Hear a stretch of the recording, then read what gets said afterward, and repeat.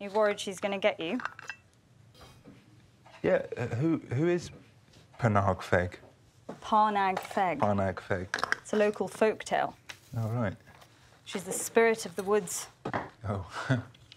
Yeah, well, it's something to tell the kids. Stops them wandering off.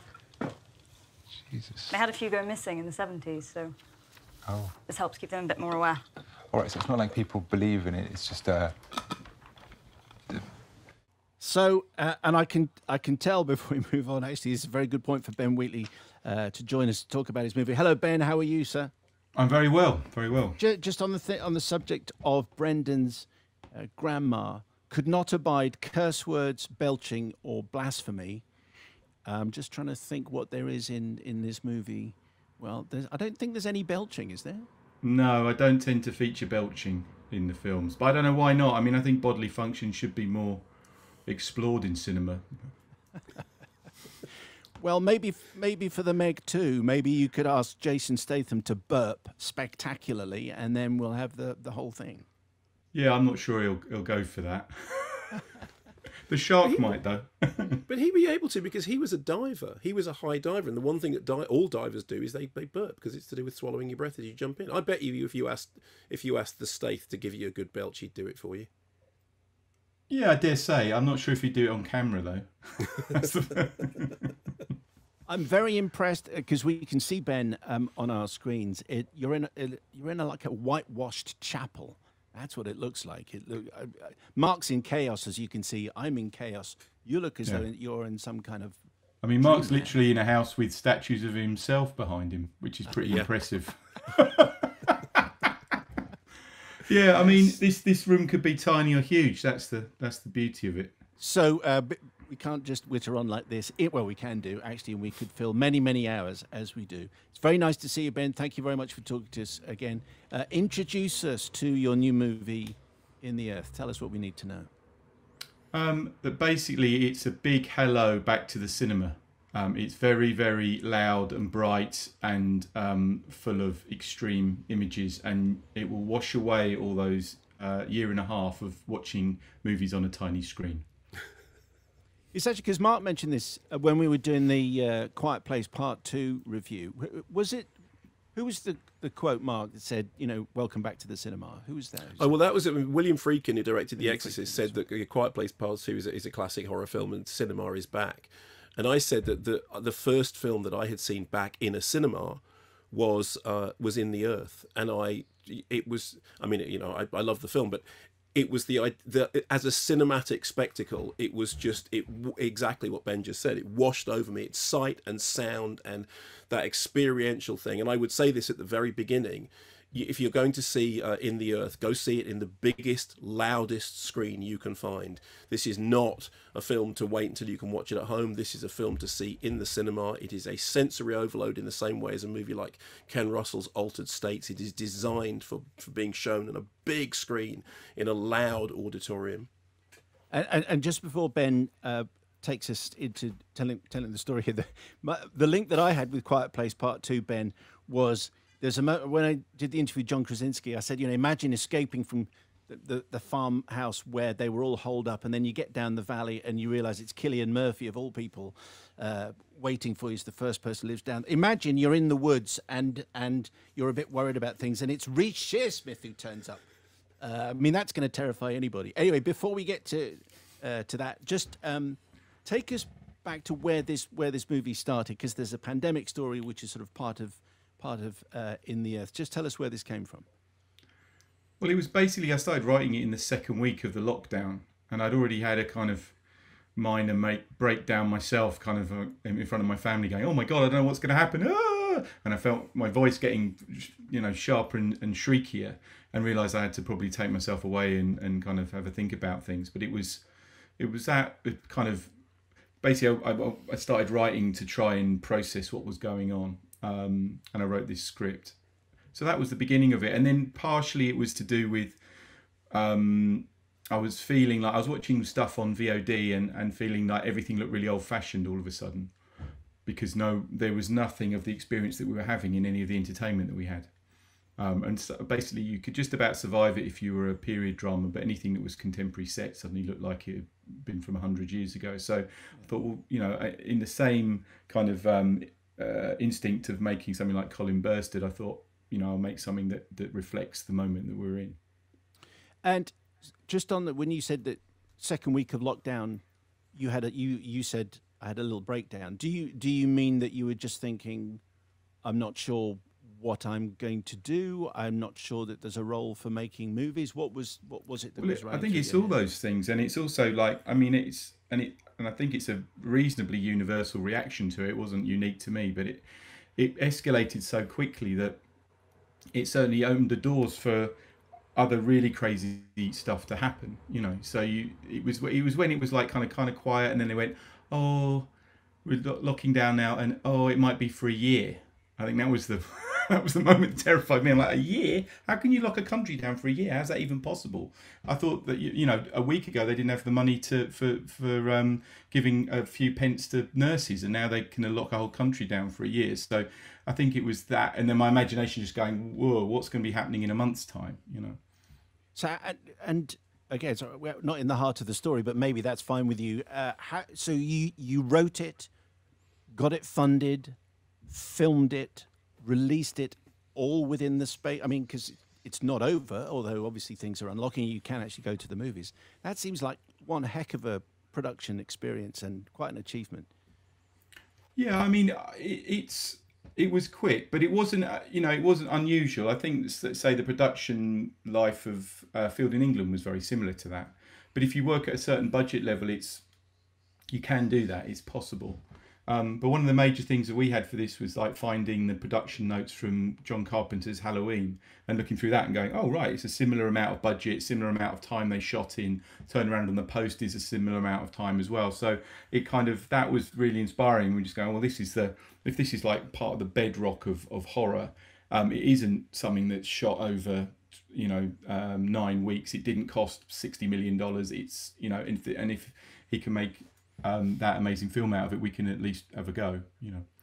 So the story is Joel Fry's character is going deep into this forest land. He's going with Alma, who is Park Scout, who is going to show him the way, because as everyone says, there's no GPS, there's no phone signal, there's no buggies to do this. It's going to be a walk for 2 days.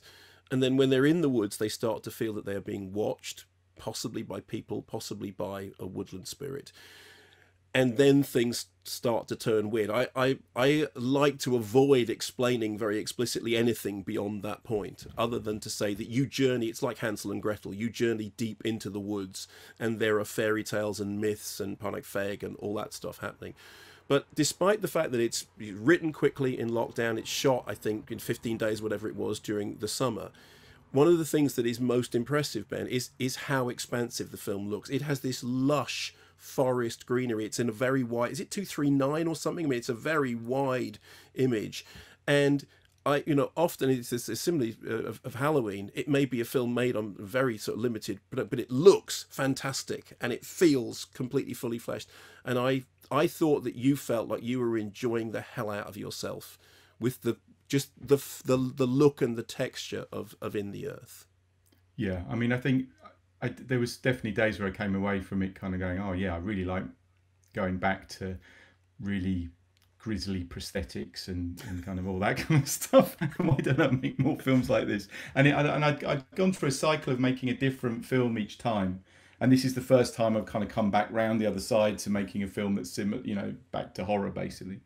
And it was, yeah, it was great fun. And the crew were really brilliant, and everyone was just really up for it. And the time, like I say, the 15 days is more than enough to make a horror film. You know, it's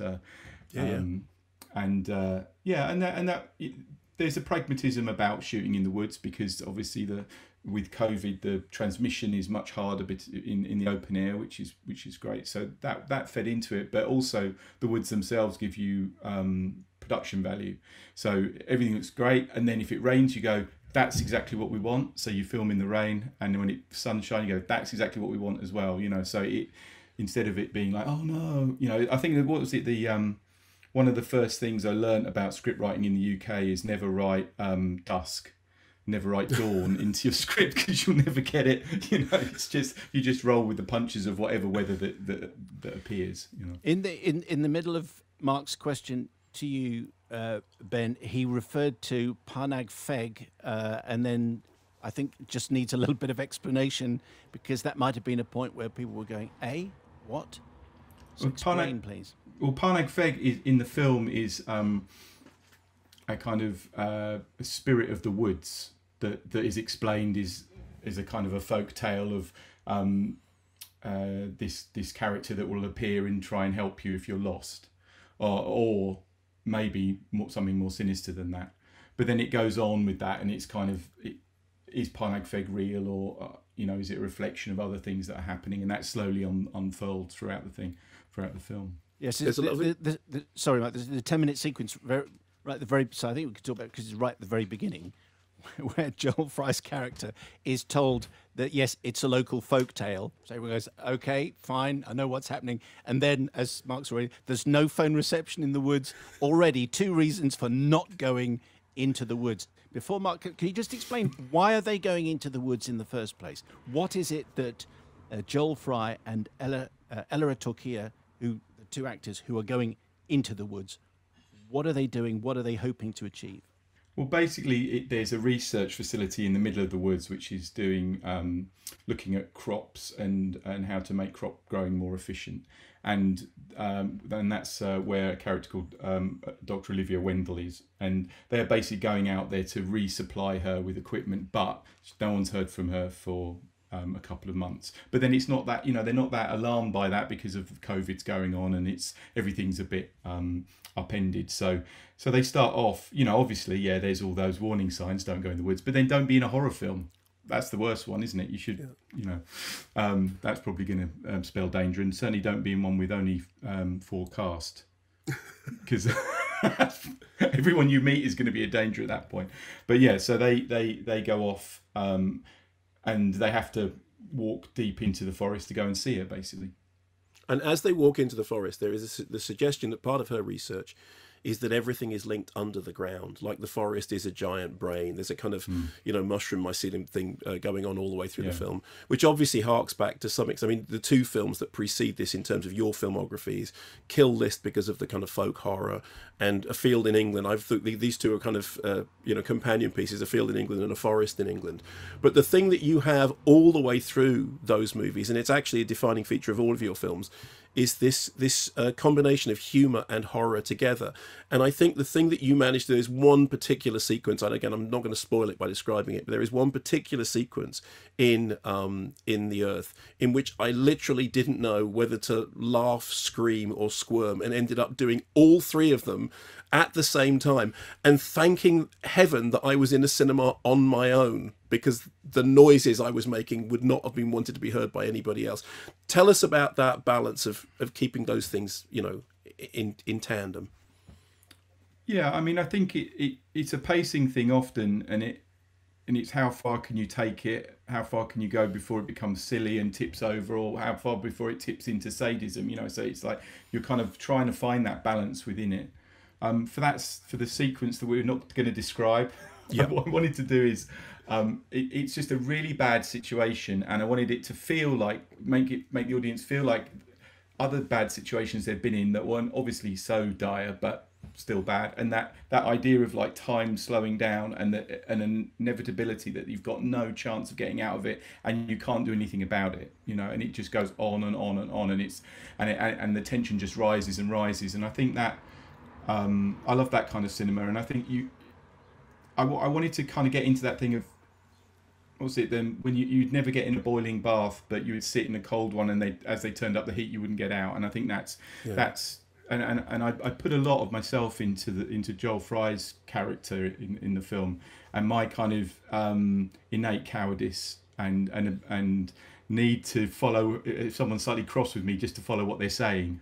I think that's all in there, and that's part of it, as opposed to the movie character version of that person who would have leapt up and fashioned a weapon out of something and killed their aggressor and run off, you know. I remember you said very memorably about Free Fire that one of the inspirations for Free Fire was that you'd seen so many movies in which everything gets blown up and there's no pain in any of it.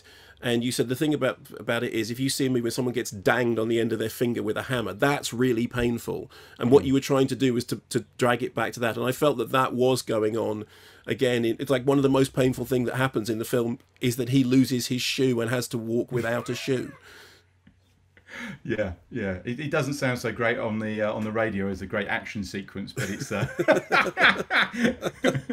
yeah, that's it. Well, that was when I was writing. I was thinking, what sort of tiny detail that can happen to you that could be deadly in the woods, and then I came up with that, and I was just thinking, God, that is bad, because it's about levels of technology, and like we always think about we think about the iPhone or think about television or something that is high technology, but really human technology is shoes and bread.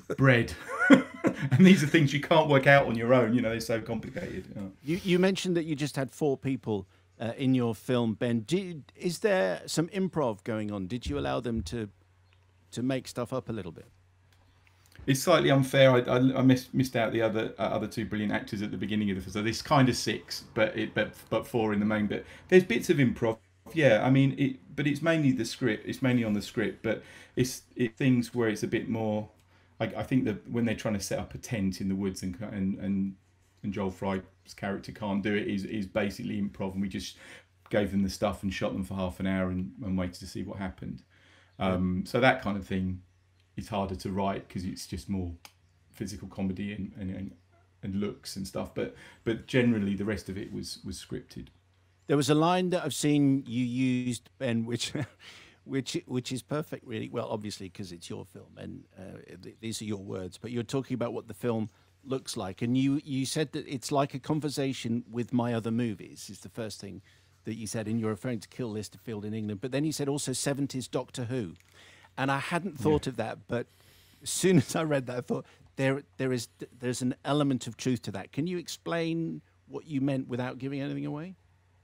Well, I mean, I think there's. I remember getting asked about what I'm most afraid of, and one of my answers was the 70s, and it's kind of, I think I keep going back to that, and it's Doctor Who, but it's also Quatermass and Stone Tape, and then the other bits like Children of the Stones, and which is like slightly later, isn't it? And Our Service, but there's something fundamentally terrifying about Tom Baker Doctor Who, and I'm obviously, because I saw it when I was little, so that's part of it. But I think there's a deliberateness of it about the drama around that period and sci-fi around that period, and it takes its time and it keeps explaining it slowly, and you feel a weight to it, and they don't mind kind of explaining stuff to you over time, and then really scaring you. So I think that's where it kind of that ended up as the destination for the film is getting to that point, Nigel Neal world. We made some jokey references to Jason Statham, but The Meg 2, is that your next film? It is indeed, yes. And when do you start on that? Maybe that's where you're speaking to us from. Maybe this whitewashed chapel is Jason's upper room. Yeah, no, this is actually my kind of like Tom Cruise in Minority Report. This is my pod where I direct everything from. But no, I don't start shooting till January. So I'm in deep in prep. I think I've been working on it for about 6-7 months at this point. So Ben, are you going to put the blood back into it? Because we all know, and actually Jason Statham said the same thing, that the problem with the first Meg was that they took some of the blood out in the post-production because they thought, "This is what are you going to put the blood back into the Meg?" Mark? What do you think is? I don't know. I'm asking. Ben, tell me. Well, look, I will endeavour to. I have been on all the BBFC courses, so I will push it to the edge of its certification. Is what I will do. Okay. Fantastic. And can you just to finish this off, can you just say one last thing about In the Earth? Am I right in thinking that you had some of Clint Mansell's score on set and that you played it in the woods whilst you were shooting? Yeah, well, we were, because of COVID, we've been all working on it for 6 months. So Clint had delivered just before we shot the film a complete score, which is it's never happened to me before. It was pretty amazing, and we weren't expecting it either, So. So I was editing to it, and we were playing it in a lot, because we had physical speakers. They weren't props. Those speakers, they could play. So the actors were playing against the actual sound. So that's a very Ken Russell thing to do, to have music from the film booming whilst you're doing the thing. And once again, you are the inheritor of a great tradition that goes, Ken Russell, Nick Rogue, John Borman in your case, Ben Wheatley. That is unbelievably kind, and I will now have to go and have a cry in the corner. Well, then my work here is done. Ben Wheatley, thanks very much indeed for speaking to us. Cheers, guys. Thank you.